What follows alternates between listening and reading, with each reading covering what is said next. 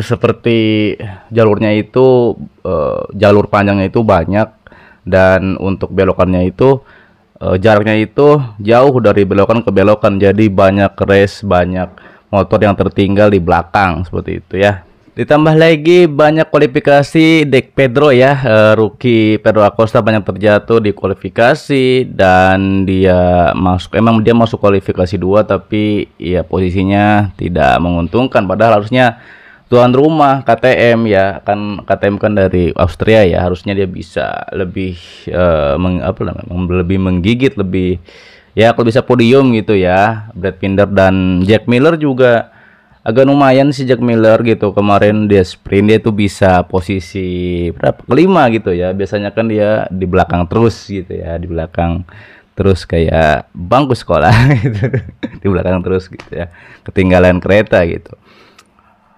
Dan Marc Marquez juga di race kemarin, di sprint ya, di sprint Marquez juga katanya kan Marc Marquez juga kena lagi, dia dapat GP23 yang direvisi atau yang diperbarui lagi, tapi nggak tahu malah sprint kemarin kok agak kurang gitu ya, dan malah jatuh gitu. Padahal siapa, Martin itu sebelumnya udah kena penalti tuh. Martin tuh udah kayak apa ya, buru-buru atau tahu kenapa dia pas mau nyalip Peko di lurusan mau nikung, dia malah apa namanya ya, dia bisa dia terlalu apa namanya, ban belakangnya yang rem terlalu tinggi, yang ngerem ban belakangnya, ngerem ban depannya maksudnya, dan akhirnya dia malah justru apa ya, terobos gitu, malah nerobos jalur ke sana bukannya jalur balap, jadinya dia kena penalti 4 detik atau berapa, yang membuat dia ya itulah diharapkan bisa battle sama Peko di depan, malah dia malah ngeglosor malah kena penalti itu Martin ya. Dia terburu-buru, dan Marquez juga katanya dia ngotot yang pada akhirnya ya malah jatuh gitu, padahal ya dia nggak lagi dibuntutin siapa-siapa juga kok, malah jatuh gitu, jatuh dari motor, dan untuk bangkit lagi kayaknya susah, dan baik lagi ke pedok. Wah gitu ya, emang agak boring ya, karena memang sirkuit Red Bull Ring ini banyak lintasan, banyak jalan yang lurusannya panjang, sedangkan untuk belokannya itu sedikit gitu ya, atau antar belokan itu agak jauh. Daripada itu kalau misalnya udah kecepatan MotoGP kan sangat cepat gitu ya, secepat kilat secepat keong gitu. Jadi kalau misalnya di lurusan itu banyak lurusan dan belokannya sedikit, pastinya banyak rider di belakang yang tertinggal, apalagi sama Ducati. Udah pasti yang bisa bersaing ya cuma Ducati Cup doang, kayak Martin, Marquez sama Bastian ini juga. Enea juga malah tertinggal di belakang tuh dia ya, tapi dia ngepush di akhir ya, karena memang strategi dari Enea emang biasanya dia itu ngepush di awal lambat, tapi pas di akhir dia abisin bannya buat battle di depan, dan dia nyampe posisi 4 ya. Di belakang itu cukup jauh tuh, di belakangnya Espargaro sama Pak RT aja dia udah cukup lama banget tuh ya. Ini ada tahan, dan dia menyalip Franco Morbidelli, Jack Miller, dan rider di dan rider yang di belakangnya juga disalip sama Enea, tapi karena memang ini cuma 12 lap, jadinya tidak bisa battle ke depan, karena memang jaraknya cukup jauh juga ya, beberapa detik dari Peko Bagnaia. Bahkan Peko ya sendirian aja, nggak ada yang battle sama dia. Martin yang dihadapin malah kena penalti, dan susah juga gitu ya. Dengan begini maka poinnya Peko nambah gitu ya, 250 poin, sama sih sama Martin, tapi Peko yang pertama seperti itu. Dan di race nanti apakah akan seperti ini? Harusnya sih ngarepnya sih lebih banyak battle ya gitu, karena biasanya battle pas awal race doang, pas awal mulai restart baru battle, tapi setelah itu satu dua kali salipan battle udah, biasanya kalau nggak Peko Martin yang melesat gitu. Jadi yang agak susah gitu, pokoknya udah 1 2 3 yang di depan, yang di belakang pasti tertinggalnya agak jauh, karena lintasannya jarak antar tikungan itu nggak cepet gitu ya, banyak jauhnya gitu, banyak lintasan lurusnya. Daripada itu banyak yang tertinggal, apalagi seperti Honda yang selalu bapuk yang selalu belum konsisten karena lagi mengembangkan motor ya, untuk bersaing sama boro-boro sama Ducati sama Aprilia sama KTM aja susahnya gitu. Eko harusnya bisa menjauhkan poin ya, kalau misalnya untung-untungnya ya Martin bisa ketiga atau dia di luar tiga besar lah ya, di luar podium. Kalau misalnya Peko bisa memaksimalkan nanti di race gitu ya, seperti sprint dia sendirian doang gitu ya, seperti kayak lagi jalan malam-malam sendirian aja gitu ya di depan. Daripada itu nanti Peko akan menjauhkan dari Martin, tapi minimal Martin itu harus posisi 4 atau 5 ya, untung-untungnya kalau dia jatuh gitu baru 25 poin kan. Kalau race kan cuma 12 poin, dah dikit ya. Kalau misalnya race kan 25 poin tuh race utama yang 20 laps ke atas. Pada itu Peko pastinya paling Peko sama Martin sih biasanya ya, mending sih KTM harusnya sih bisa ya, bisa bangkit gitu, bangkit dari apalagi di kandangnya sendiri ya, di tim asal Australia sendiri, walaupun redarnya bukan dari Austria ya, ada Costa Spanyol, Jack Miller gitu, dan harusnya bisa bangkit di kandang sendiri, bukan apa namanya. Kembali lagi Peko memecahkan waktu tercepat dari Martin ya, ya ini 1 menit segi 1 menit 27 detik. Daripada itu Peko bisa nge-push banget di sprint gitu ya, dan apalagi Marquez bilang dia tahun depan kan setim sama Peko, dan dia bilang ingin persaingan sehat gitu ya, tidak, walaupun ada apa namanya, sepertinya Rossi masih belum melupakan konflik antara Marquez di tahun 2015 waktu itu ya.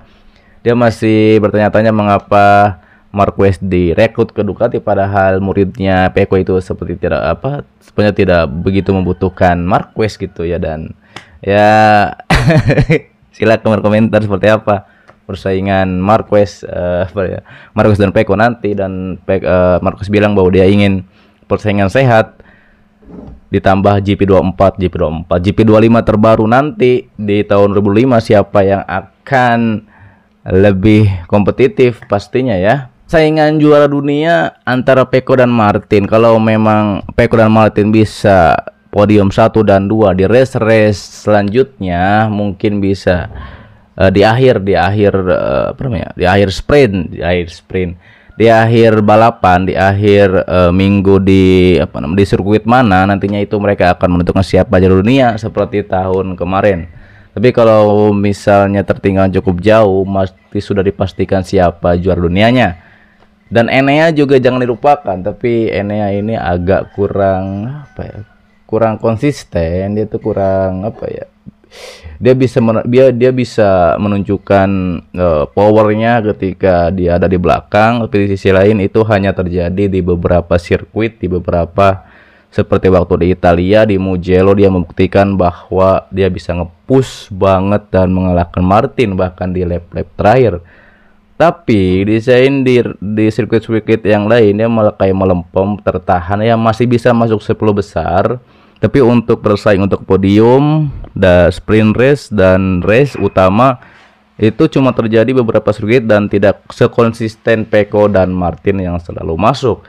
Bahkan Marquez juga anehnya tuh udah pakai GP24 malah main pasir mulu gitu, kayak nggak tahu, padahal nggak tahu nyari limit apa gimana seharusnya. Tapi katanya sih Marquez ini masih menyesuaikan gaya balapnya gitu ya, karena setiap pembalap juga butuh adaptasi atau gaya balap dari Honda ke Ducati seperti apa, karena setiap pembalap juga punya gaya yang berbeda dan motor yang berbeda. Daripada itu Honda tertinggal gara-gara terlalu terlalu menspesialkan Marquez, dan motornya kalah jauh sama Ducati, sedangkan Ducati terus berbenah waktu Honda masih berjaya, dan sekarang Ducati meraih hasil yang dia tuai, yang dia jeripayah sewaktu masih Honda dan Yamaha merajai MotoGP, banyak yang juara di Yamaha atau Honda. Daripada itu, ini akan sangat sulit untuk Honda dan Yamaha. Yamaha sih oke lah mending, tapi Honda nih bapuk aja gitu. Apakah Marquez dan Pecco akan seperti apa di musim depan, apalagi banyak pabrikan yang akan beda-beda motor maksudnya ya. Bahkan Enea aja bilang, Bastian ini dia bilang dia kenapa ditendang dari Ducati gitu. Padahal Ducati tidak memprioritaskan rider muda ya, daun muda gitu ya, berondong seperti Babang Kencel ya. Gitu, seperti itu. Kenapa tidak apa namanya, tidak percaya apa rider muda seperti Jorge yang sudah dirawat sama Pramac di apa ya, udah terbukti lah gitu, dan malah memilih Marquez. Dan kata dalihnya ini adalah pilihan sulit antar manusia dan apa nih, data atau seperti apa, atau performa mungkin ya, yang membuat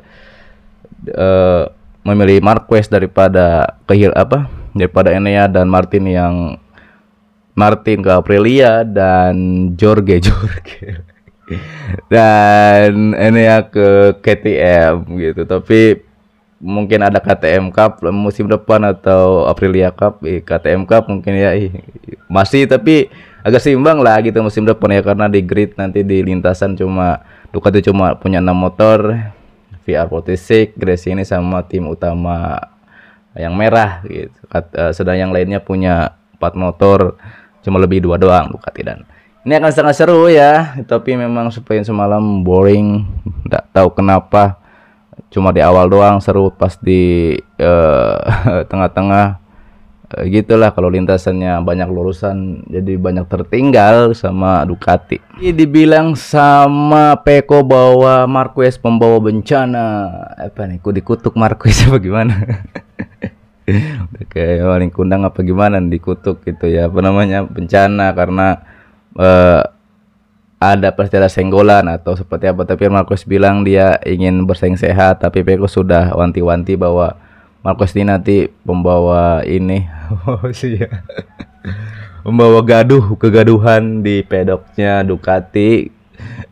Dan jika itu terjadi ya sangat seru juga. Kalau misalnya biasa-biasa aja, nggak ada drama kan nggak seru tuh gitu ya. Apalagi Acosta juga sebagai rookie, dia ngomongnya besar, tapi ya dia membuktikan memang di awal-awal race di Qatar gitu belum bisa podium race, tapi entah kenapa gitu Pedro Acosta malah melempem apa ya, race akhir belakang ini malah dia kayak kurang menonjol gitu, kurang menggigit, kurang bisa menunjukkan seperti di race awal seperti itu. Dan Pecco sudah membuktikan juga bahwa dia adalah tombak utama Ducati. Walaupun ada Marquez nanti, dia akan tetap jadi sorotan. Dan Marquez dah memadukan juara dunia dua kali tiga kali si Pecco ya, dua atau tiga kali ya, 3 Marquez 6 gitu ya, maksudnya di semua seri Moto2 dan Moto3 gitu, seperti itu. Wah, apalagi Marquez nih di Honda ya, di sebelumnya dia selalu bisa lebih menonjol daripada rekan setimnya siapapun itu. Apakah nanti tahun depan akan sama, Pecco akan lebih di bawah Marquez, ataukah persaingannya ketat? Semoga sih persaingannya ketat dan itu akan lebih seru daripada salah satunya terus maju, yang lainnya malah ngedrop gitu ya. Dan inilah yang akan menjadi seru nanti, Pecco vs Marquez, satu pedok, dan siapa yang lebih menonjol. Apalagi fans-fansnya selalu ribut dengan mantap. Orang fans-fansnya selalu ributkan Marquez dan Pecco gitu ya. Ada apa? Selalu ada istilah-istilah yang wow gitu, glosor atau apa atau gimana. Tapi oke lah gitu ya. Ya, untuk sekian untuk video kali ini, kita akan bahas nanti apa berita-berita, bukan berita sih, membahas lah tentang race atau apa yang lagi terjadi di MotoGP ya. Oke.